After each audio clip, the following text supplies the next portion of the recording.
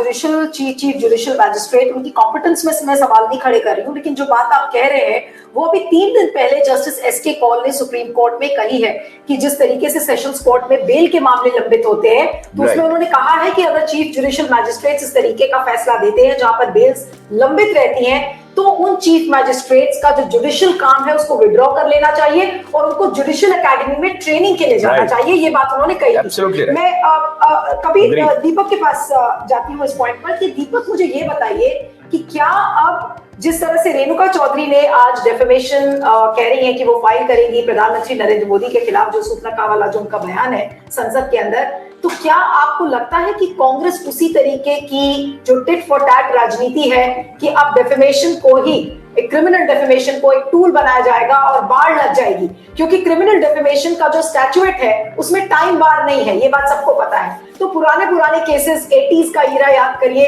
जब राजीव गांधी के लिए हर कोने में एक स्लोगन चलता था कि गली गली में शोर है, राजीव गांधी चोर है, बोफोर्स में सबको क्लीन चिट मिल गई। वो मैटर बहुत पुराना हो गया, लेकिन क्या कांग्रेस इन गड़े मुर्दों को अब उखाड़ेगी? जो उल्टे सीधे स्लोगन्स कांग्रेस के बारे में बाकी नेताओं ने कहे हैं, तो क्या अब कांग्रेस उनको खंगालने की कोशिश करेगी और ये किस तरीके की नजीर बनेगा लोकतंत्र में अगर ऐसा होता है तो? जी दीपक। नीलू, देखिए पॉलिटिकली तो पहले तो मैं एक शेर के साथ अपनी बात कहना चाहता हूं कि हम आह भी भरते हैं तो हो जाते हैं बदनाम, वो कत्ल भी करते हैं तो चर्चा नहीं होता। तो कायदे से तो कल 23 मार्च था, भगत सिंह, राजगुरु, सुखदेव को फांसी दी गई थी। विपक्ष को, मोदी जी को, केजरीवाल, राहुल गांधी, प्रियंका गांधी, सीताराम येचुरी को फांसी पे लटका देना चाहिए। मतलब अब आप जर्मनी के हिटलर से बहुत दूर नहीं बचे हैं, जिस तरीके का माहौल आप लेकर आ रहे हैं।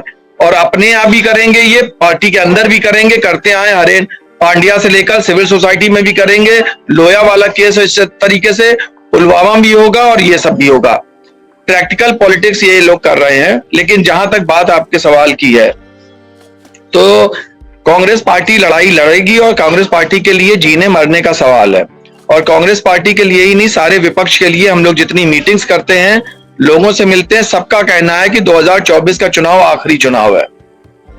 2024 के बाद 2029 में चुनाव तो होंगे, लेकिन प्रतिपक्ष नहीं होगा। वो या तो जेलों में होगा या शहीद हो चुका होगा। तो इसलिए ये जो अभी अभी बात कही गई थी कि ये एक कलेक्टिव चुनाव होगा, ये अस बनाम देम होगा, ये एक फासिस्ट पार्टी बनाम डेमोक्रेटिक पार्टीज का मोर्चा होगा।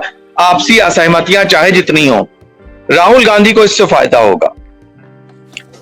हड़बड़ाहट में बीजेपी कई गलत, और वो गलत कदम क्या उठा रही है, वो डर रही है। हर कदम के साथ अडानी एपिसोड के बाद जिस तरीके से बेनकाब हुई है, वो डरती जा रही है। और ये डर उससे बहुत सारी चीजें करवाएगा भी और गलतियां करवाएगा। उनके अंदर की चीजें जिस तरीके से चल रही हैं, इसे भारतीय जनमानस में, जो भारत का जनमानस है, उसमें पीठ पे छुरा मारना कहते हैं। इसे सामने, आपने देखा होगा गुंडे जब लड़ते हैं या सैनिक लड़ते हैं या खिलाड़ी भी लड़ते हैं, तीनों कैटेगरी में बता रहा हूं, तो कहते हैं आमने सामने मुकाबला करो। वो सीना खोलने की एक, वो जो मर्दानगी वाली जबान होती है, वो लेकर आते हैं। इस कृत्य को जो किया गया, इसे पीठ में छुरा मारना, इसे बिलो द बेल्ट अटैक करना कहते हैं। वरना अनुराग ठाकुर के बयान से लेकर, कपिल शर्मा के बयान से लेकर, इंक्लूडिंग नरेंद्र मोदी के बयान से लेकर और प्रज्ञा को तो कहीं गिना नहीं जाता। तमाम चीजें हैं। और ग्रासरूट लेवल पे जो आम मिनिस्टर है, चीफ मिनिस्टर लेवल की जो चीजें हैं, उसकी तो चर्चा ही छोड़ दीजिए, जो इनके मुख्यमंत्रियों तक की जबान है। विपक्ष लगातार, अभी कुछ दिन पहले यही डिबेट हुई थी कि अखिलेश यादव जब गए थे टीएमसी के यहां, तो वो एक अलग तरीके से बात कर रहे थे कि कांग्रेस के अलावा भी, वो सारे पहलू अपने आप इन चीजों से टूटते जाएंगे। राहुल गांधी एक शहीद होने के नाते एक विपक्ष के स्वीकार्य नेता बनते जाएंगे। विपक्ष को यह भी उम्मीद होगी कि हो सकता है वो बिल्कुल गांधीयन शैली में, बिना किसी महत्वाकांक्षा, प्रधानमंत्री बनने की महत्वाकांक्षा लिए, बिना किसी सत्ता में आने की महत्वाकांक्षा लिए, केवल एक शहीदाना तेवर में नेतृत्व करेंगे और हम सब उनके साथ आ सकते हैं। कुछ भी हो सकता है। और राहुल गांधी जिस तरह का मिजाज रख रहे हैं, वो उस दिशा में भी जा रहा है कि नहीं, हमें केवल देश को बचाना है या सत्य को बचाना है। जिस तरह की वो भाषा, और उनकी भाषा में एक ईमानदारी झलक रही है, जो शुरुआती दिनों में नहीं था, वो नॉर्मली जैसे लीडर्स होते हैं।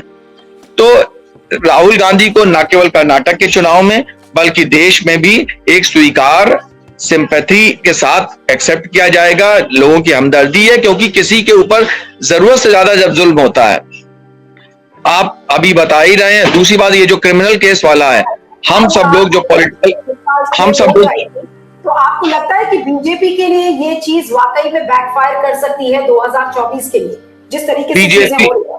देखिए, बीजेपी के पास सबसे ताकतवर जो चीज है, कोई भी फासिस्ट पार्टी, इवन हिटलर में कोई क्रांति करके नहीं आए थे, वो डेमोक्रेसी के रास्ते आए थे और फिर उन रास्तों को बंद करते चले गए। भारतीय जनता पार्टी भी डेमोक्रेसी के रास्ते आई है, पर उसको बंद करती चली जा रही है और नैरो बनाती चली जा रही है। ऐसे में बैकफायर करना, बीजेपी की जो सबसे बड़ी ताकत है वो हर मुद्दे को अपना जो कम्युनिकेशन नेटवर्क है उसका, जो मीडिया की ताकत है, जो सरकार की ताकत है, जो दमन की ताकत है और जो व्यवस्था के अंदर उनके कैडर की ताकत है, इसके ना तो वो पूरा पर्सपेक्टिव बदलने की क्षमता रखते हैं, नैरेटिव बदलने की क्षमता रखते हैं। लेकिन नैरेटिव में जहां तक गुंजाइश होती है, कुछ कदम ऐसे होते हैं जिसके बाद उनके कार्यकर्ता भी शर्माने लगते हैं।